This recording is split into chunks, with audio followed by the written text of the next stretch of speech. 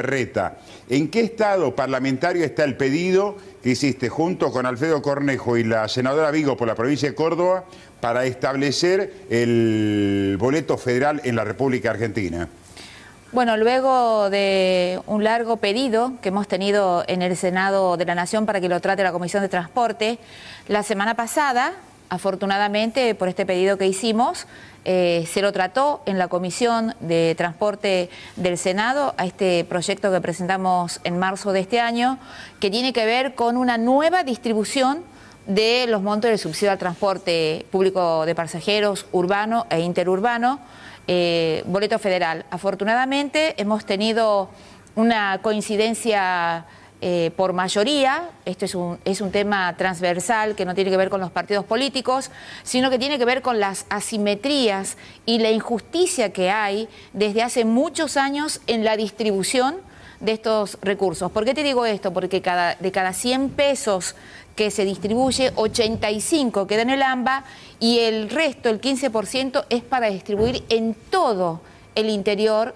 del país. O sea que no hay nada más injusto y antifederal que la actual distribución de estos subsidios, porque el impuesto al combustible, que lo pagamos todos los argentinos, desde Jujuy hasta Tierra del Fuego, de todo ese monto, el 85% va al AMBA, donde tienen distintos tipos de medios, no solamente colectivos, tienen trenes, tienen subtes, tienen metrobús, y todo eso lo pagamos nosotros. Y el resto, nosotros que tenemos solamente colectivo, acá cuando hay paro de colectivos se para toda la actividad, no hay escuela, no hay comercio, la gente no puede hacer sus trámites, es un caos. Entonces, nosotros lo que decimos es que se aumente, que haya un solo fondo para la distribución y que esos fondos tienen que salir por ley bajo 3 parámetros muy objetivos, que es la cantidad de transportes, la cantidad de unidades que hay en cada provincia, la cantidad de kilómetros y también la cantidad de empleados que tiene cada provincia, y sobre estos objetivos, parámetros objetivos, que se haga la distribución y que ningún distrito ni provincia exceda el 30% de lo que tiene. Ha tenido consenso, nosotros pensábamos que lo íbamos a poder firmar al dictamen la semana pasada, pero bueno, pidieron desde el oficialismo que se iba a llamar a alguien del Ministerio de Transporte, y con el compromiso que después podamos firmar este proyecto para después tratarlo en el recinto del Senado de la Nación. Pero si nosotros desde el interior no nos hubiésemos puesto firmes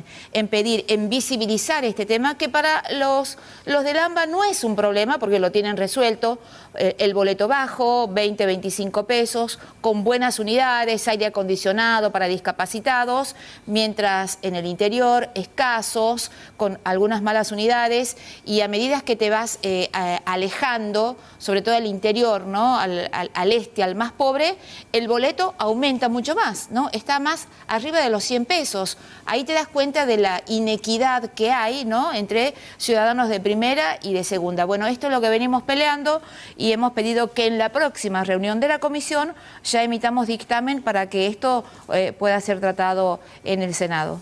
En el Senado, que también tiene caja de resonancia de las noticias que se dieron especialmente en el día de ayer, que está relacionado con los movimientos políticos, pero también con la Administración de Justicia, Álvaro. Sí, exactamente. ¿Qué tal, bueno, Álvaro? Buenas tardes. Querida Beatriz. Sustancialmente ha emitido un comunicado, el interbloque, porque ahora es un interbloque, ¿no? Básicamente del oficialismo nacional, diciendo que la sentencia que ha emitido la Corte, ¿no? Diciéndole, señores, ustedes no pueden nombrar un segundo miembro del Consejo de la Magistratura, ese lugar le corresponde sustancialmente a la bancada del PRO, ¿no? Y ha salido también el ministro de Seguridad de la Nación a decir que también considera que la sentencia es inaplicable.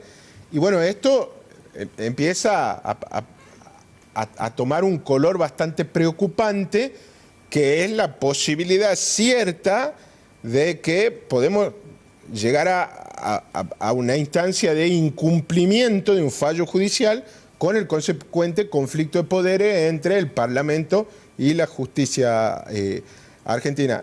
Usted, senadora, se ha pronunciado muy críticamente respecto de esta cuestión en abril, cuando se concretó, ¿no?, la designación de Doñate, ¿no?, un senador ultra kirchnerista, para el lugar que reclamaba Luis Juez, ¿no?, por la segunda minoría, que es el bloque del PRO, y bueno, y ahora la justicia le ha dado la razón a Juez.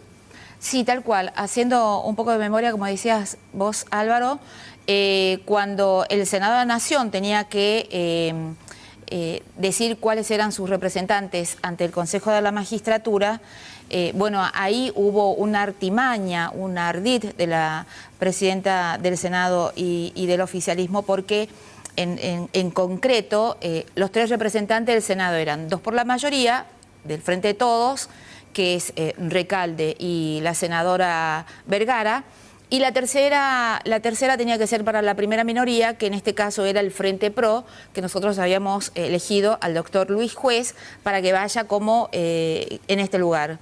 De la noche a la mañana, entre gallos y medianoches, incluso había senadores del oficialismo que ni siquiera sabían, se parte el bloque del Frente de Todos en dos, y ahora es interbloque. ¿Para qué? Para que esa tercera banca que le correspondió a la minoría pusieron al kirchnerista, al senador Doñate de Río Negro. Obviamente nosotros hicimos la presentación en la justicia y la justicia dio un fallo totalmente ejemplificador, donde habla que no es posible que a través de artimañas o ardid vaya en contra de la buena fe que tiene, pero no es un fallo que interviene o que se mezcla en el Poder Legislativo, en el Senado, como dice el oficialismo, de ninguna manera. Lo que te dice el fallo es, señores, ustedes tienen que respetar lo que dice la Constitución y tienen que el Frente Pro, la primera minoría, tiene que llevar su representante, y no con ardid o con artimañas pueden poner a quienes ustedes quieran. En realidad, la Corte le dice esto al Consejo de la Magistratura, que vamos a recordar, el Consejo de la Magistratura es una institución central para el kirchnerismo, porque el kirchnerismo, la agenda siempre ha tenido que ver con la justicia y con la impunidad y con los juicios que tiene la vicepresidenta, que son varios. Entonces, siempre se han centrado en el Poder Judicial. El Consejo de la Magistratura depende del Poder Judicial, ¿no? Por eso es que siempre el kirchnerismo quiere avanzar sobre el Consejo de la Magistratura, sobre la ampliación de la Corte, sobre el Procurador, siempre está pendiente de este tema, y en esta oportunidad la Corte no solamente le dijo al kirchnerismo, sino creo que también es una lección para toda la clase política, incluido lo que está pasando en Tucumán. Señores, el límite es respetar las instituciones y respetar la Constitución. Lo que hace el fallo es poner de nuevo, como corresponde, cada cosa en su lugar y decir, esa banca de la minoría le corresponde al Frente Pro. Por eso es que ya hemos presentado la nota solicitándola a la presidenta Cristina Fernández de Kirchner que eleve al Consejo de la Magistratura que el representante sigue siendo el senador Luis Juez. Vos sabés que a partir del 19 de noviembre tiene que estar la nueva Constitución del Consejo de la Magistratura, que son de 20 miembros, no de 13, por un fallo de la Corte también que había declarado inconstitucional la integración del Consejo de la Magistratura, y a partir de diciembre tiene que haber 20 integrantes, pero bajo estos parámetros. Yo descarto que esto sea un conflicto de poderes. Sí lamento, si no se cumple el fallo, obviamente estaríamos ante la figura de mal desempeño de la vicepresidenta o de desobediencia, que también lo plantea el Código Penal. Y además, esto de amenazar con juicio político, obviamente que no tiene ningún asidero, porque para iniciar un pedido de juicio político a los miembros de la Corte se necesitan los 2/3, que el oficialismo hoy no lo tiene en diputados y mucho menos en el Senado. Yo celebro este fallo porque viene a poner certezas en lo que significa la división de poderes, en lo que significa un verdadero sistema democrático, y no como el modelo que quiere el kirchnerismo de democratizar, el modelo de Venezuela. Entonces nosotros apelamos y obviamente que cuando la Corte se expide en un fallo, lo único que queda es cumplirlo. nos guste o no nos guste, porque ellos cuando el fallo es favorable celebran, pero cuando el fallo no les favorece, obviamente tratan de desviar la atención sobre esta temática. Pero yo creo que es un aire fresco de poder decir que tenemos una justicia independiente del poder político y eso es, sin lugar a dudas, una buena noticia. Senadora, en principio, en la próxima sesión se va a tratar también que ya cuenta con media sanción el proyecto de presupuesto general de la Nación para el año que viene. ¿Cuál es su análisis sobre ese proyecto de presupuesto y qué suerte cree que pueda llegar a correr en la Cámara Alta? Mire, el tratamiento del presupuesto que lo vamos a tratar la semana que viene ha tenido un tratamiento exprés en el Senado y nosotros lamentamos que no haya ido el ministro de Economía, Sergio Massa, que estábamos muy interesados, mandó a los que están debajo de él, pero fue un trámite muy exprés por parte del oficialismo, ya que tiene los números, y el presupuesto, para que la ciudadanía entienda, es la hoja de ruta que te dice en qué va a gastar, cómo va a gastar y de dónde van a ser los recursos el Estado Nacional. Lo que nosotros vemos, y con dos temas centrales que tienen que ver: fija el precio del dólar y fija la meta de inflación. La meta de inflación de ello es del 60%, cuando nosotros sabemos que vamos a llegar a diciembre con el 100% de inflación, con lo cual para mí es poco probable que se cumpla. Y también el tema del dólar, tenemos aproximadamente 15 diferentes tipos de dólares que no ayuda a la seguridad jurídica. No obstante de esto, también te tengo que decir que solamente hay dos ítems en donde se aumenta el presupuesto, que es el Ministerio del Interior, porque tiene que ver con las elecciones nacionales del 23, y también con el pago de la deuda por el acuerdo que hizo este gobierno con el Fondo Monetario Internacional, porque si no firmábamos y si Juntos por el Cambio no acompañaba, obviamente que hubiese habido default. Pero por lo demás, lo que hemos visto y lo que estoy estudiando con todo mi grupo de asesores y con otros senadores, vemos un fuerte ajuste en las tarifas.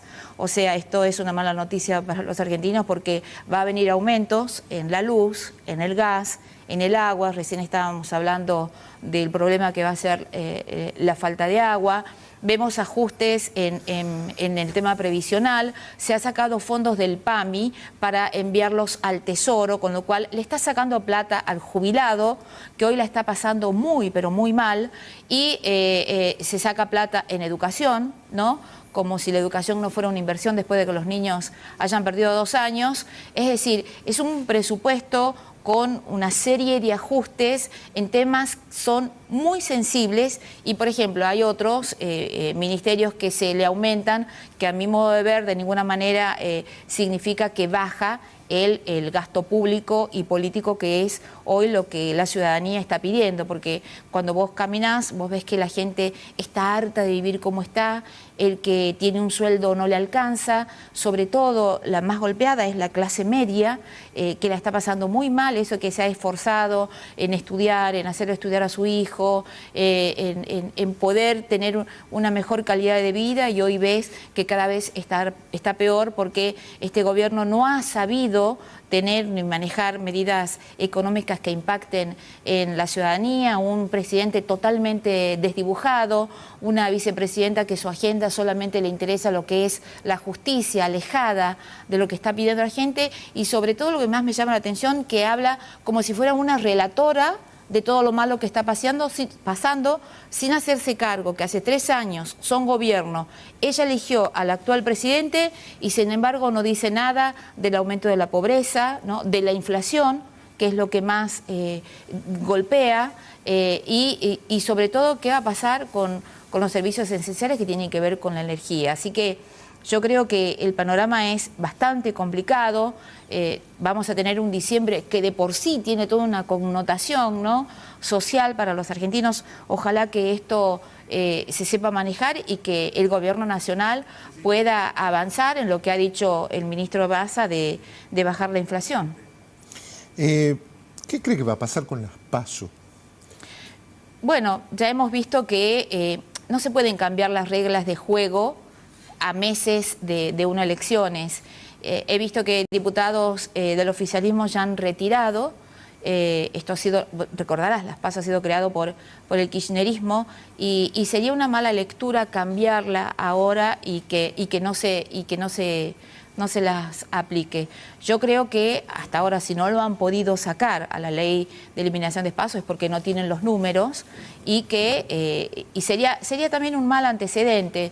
Te aceptaría si te dijera, bueno, empecemos a ver si las PASO sirven o no, pero para las próximas elecciones, no para esta, la del 23. Veamos para el 25, para el 27, ahí comencemos a dirimir qué es lo que queremos, que sí hay que hacer un cambio a la ley electoral, es cierto, pero no solamente en el tema de las PASO, pero eso tiene que ser consensuado y acordado con las mayorías de las fuerzas políticas que estamos representadas en el Congreso. Tengo una última... Sí, con mucho gusto, Álvaro, vamos. Nada más... Siempre tengo un crédito. Muchas gracias. Muy cortita y más bien de índole muy local. Ha sido noticia por estas horas, básicamente, que la Municipalidad de la Capital, se lo consulto porque usted es senadora por el Partido de la Justicia Social, además de por Juntos por el Cambio, digamos, ¿no? Ha decidido cesar en el cobro de unos tributos municipales para un sector, digamos, de la población. Sí, obviamente que es una buena noticia lo que significa el alivio fiscal, sobre todo lo que ha hecho el intendente Germán Alfaro. Esto significa que se ha podido tomar estas medidas que tanto está solicitando la ciudadanía en una provincia donde la presión fiscal y la cantidad de impuestos que tenemos es elevadísima, y esto habla de una administración ordenada, austera, y que lleva sobre todo esta buena noticia para los comerciantes, para la clase media que necesitaba ser escuchada, con la eliminación del impuesto de publicidad y propaganda, ¿no?, que estaba tan pedida, también eliminar las deudas en el SISI, y también tener una serie de beneficios hasta octubre del 23, que termina el mandato del intendente Alfaro. Y esto es una muestra cabal que cuando los dirigentes políticos escuchan a la sociedad, lo que la sociedad está reclamando, y hace una administración austera y totalmente equilibrada, se pueden dar este tipo de medidas que tanto está pidiendo la sociedad. Así que con mucho beneficio se hace este anuncio de alivio fiscal, sobre todo para San Miguel de Tucumán, que es una ciudad netamente de servicios, que es una de las principales actividades de la provincia, no solamente el azúcar, la producción, sino también básicamente los servicios, y el impacto va a ir directamente al bolsillo de los comerciantes, que hoy obviamente ven que el alquiler se les aumenta, las expensas se les aumenta, la luz, el gas, lo que es pagar a los empleados, que tienen una enorme carga. Bueno, esto es lo que el aporte que hace el intendente de San Miguel de Tucumán hacia ese sector. Así que este proyecto de ordenanza que ha sido enviado al Consejo, ojalá los concejales lo traten rápidamente para que estos beneficios lleguen de inmediato. Te vuelvo a insistir, sobre todo a la clase media, a los comerciantes que la vienen pasando muy pero muy mal.